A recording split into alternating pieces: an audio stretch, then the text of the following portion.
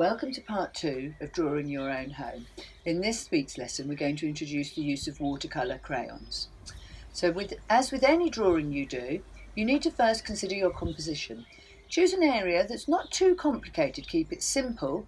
You might even want to change the way things look. So I'm taking away this horrible old watering can and changing it for the more attractive metal one, adding in a few little details, but obviously they need to be things that will look natural. And then I'm ready to get started. So I start with a yellow ochre pencil. This is because yellow ochre is a colour that will blend in nicely with all your other colours. You never draw in black with watercolour pencils, as that will be a very dominant colour in your picture.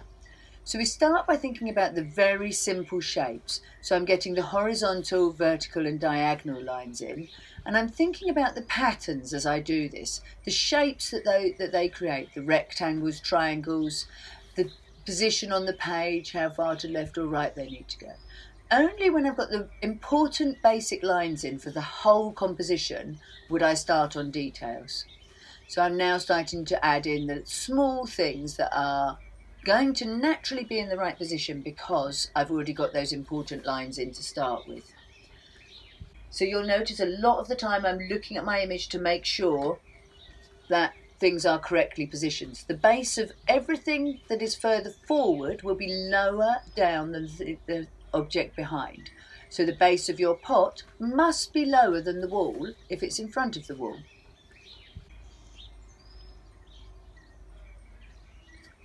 I use my pencil to check whether objects are exactly horizontal. If they're at an angle, what angle are they at?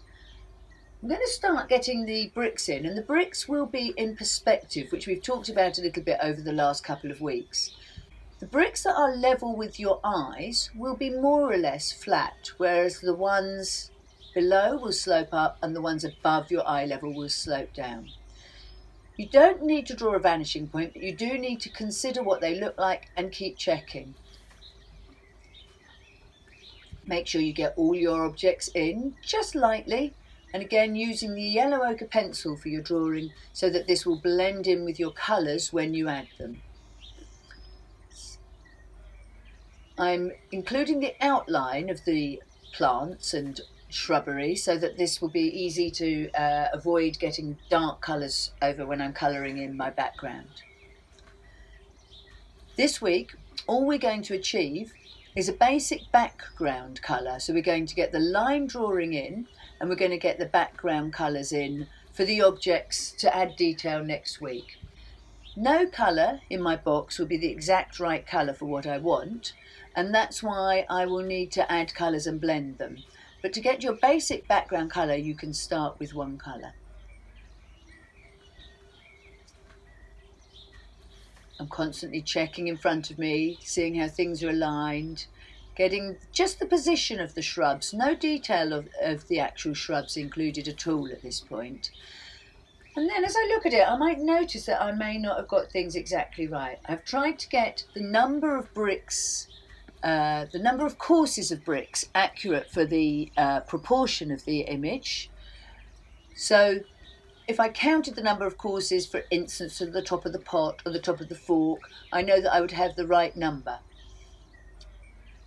This ensures that things don't look either too big or too small. If you end up with one course too few or too many, it doesn't matter, but just that they're roughly right. Now, as I look at the perspective of my bricks, I can see they're actually not quite right. So I'm starting to correct them here. Because I'm working in watercolour pencil, I can't rub out, and my lines might get a little bit confusing. If this is the case, then when it comes to correcting, you may choose to add in an extra colour so that the corrections will show up against the original work that was not quite right.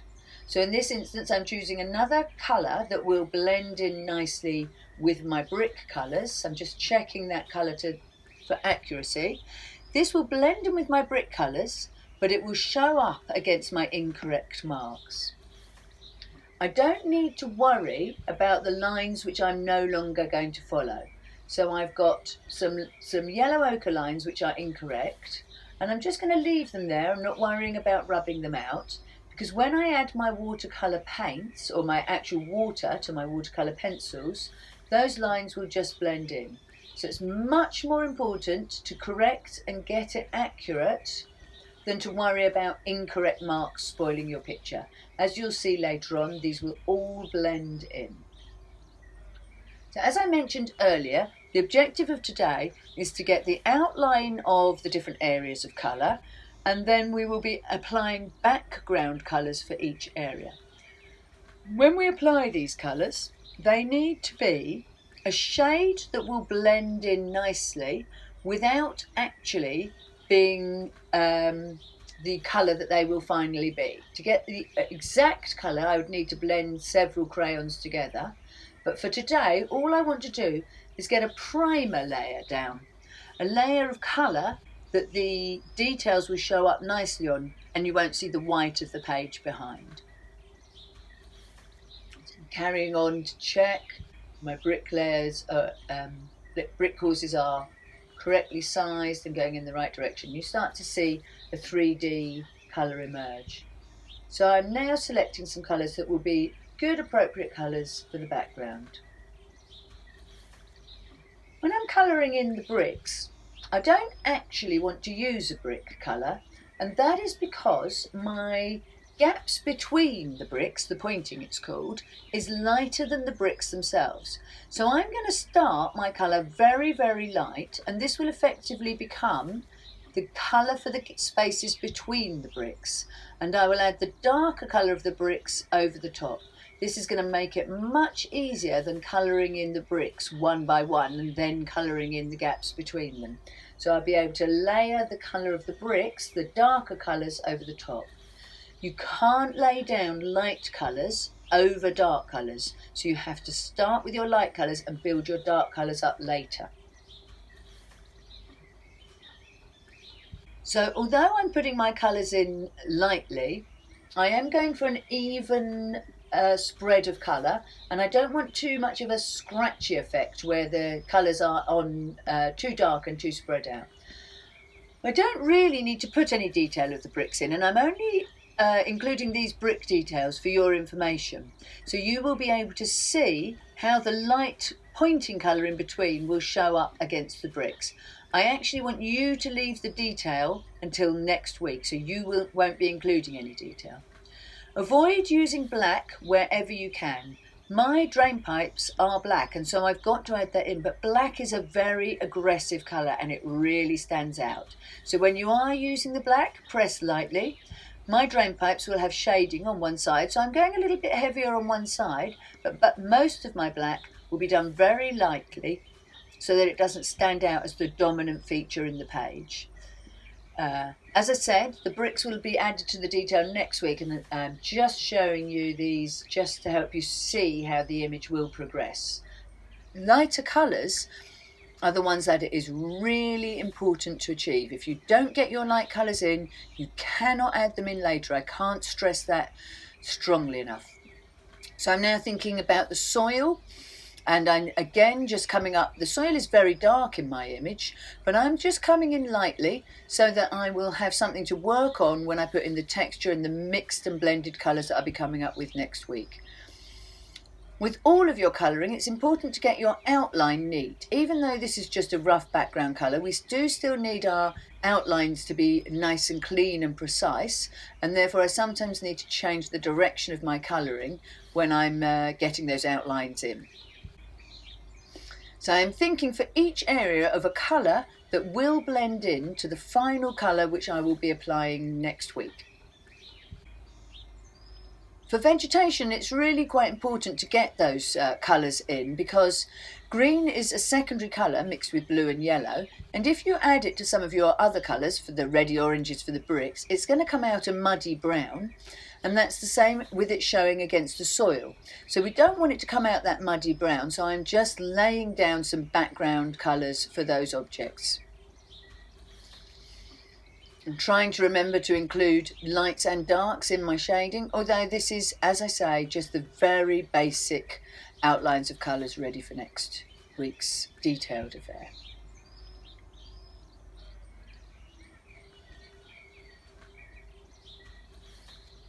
These crayons can be quite tricky to sharpen because they are actually made out of a very soft material. The interiors of them are made out of solid paints and they break very easily. If you are having problems when you sharpen your pencils, try not to press them so firmly into the pencil sharpener, and if necessary, get an adult to help you sharpen them with a craft knife. If you're one of my primary school kids, if you're one of my older kids, use a craft knife to sharpen them, but be very careful always using the blade to sharpen away from yourself. And then you can just peel the wood back, and it is a better way to sharpen for paint crayons. Once I've got all the colours laid in, I'm ready to go on to the next stage.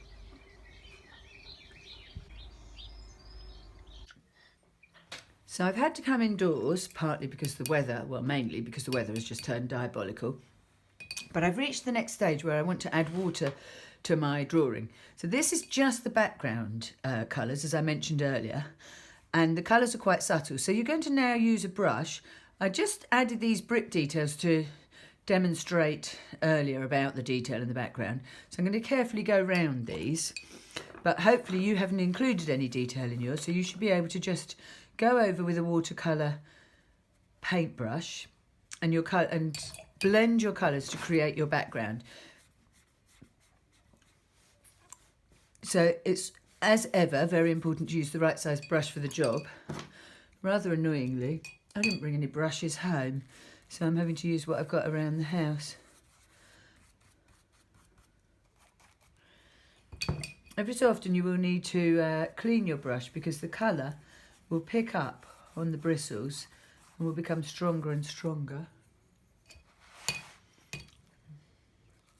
And you are sticking to one area of colour as you go, so you're not just washing over everything. You can see I'm carefully going around the bricks because I don't want to carry those reds and mauves into the rest of the area.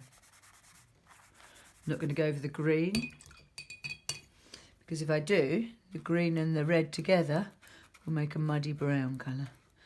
I'm not going to worry too much at this stage either about things like this handle. What I'm looking for is to change the texture of my drawing from crayons to paints by the addition of water.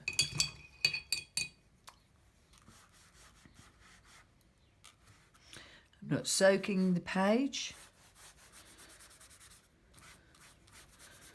And I'm going in the direction that makes sense for each area that I do, because there will be some texture from your paintbrush left in your work. So I went that way for those bricks, and I'll go in this direction for these bricks, trying to keep some of the background details in and going carefully around the areas where I don't want the colour to blend.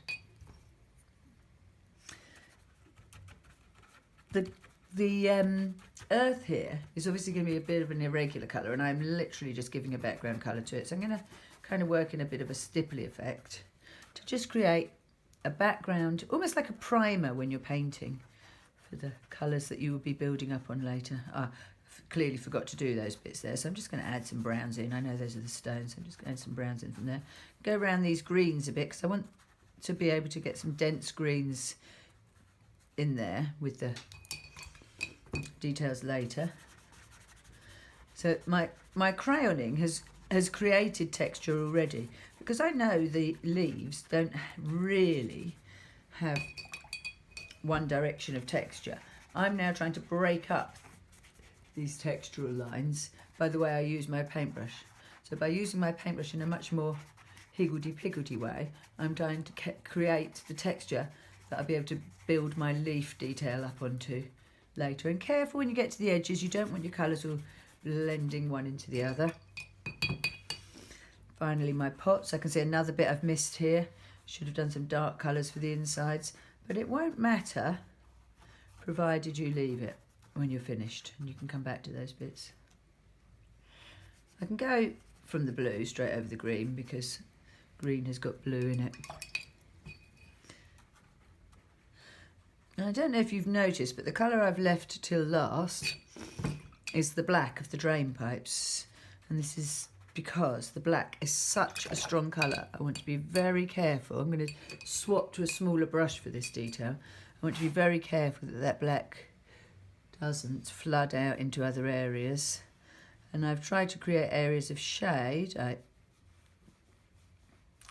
by making one side of my drain pipe darker than the other. Now, for the first time in these backgrounds, I need to actually be quite careful to get it precisely painted in, because you won't be able to go over that black with another colour.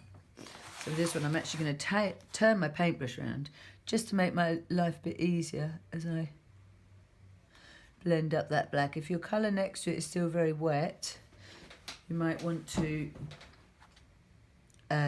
wait for it to dry a little bit before you add the black, because the last thing you want is black blending into areas that are still wet. As I said, this is just background colour, so at this stage it doesn't have to be too perfect. And now I'm going to leave that to dry so that next week I can add the details on. This is literally the background colour for my more detailed picture, which I'll be doing next week. It is really important that you do leave it to dry before we do the next bit, because applying details in watercolour pencils onto wet paper will stop the crayons from working so effectively. So, next week I shall be ready to go. See you then.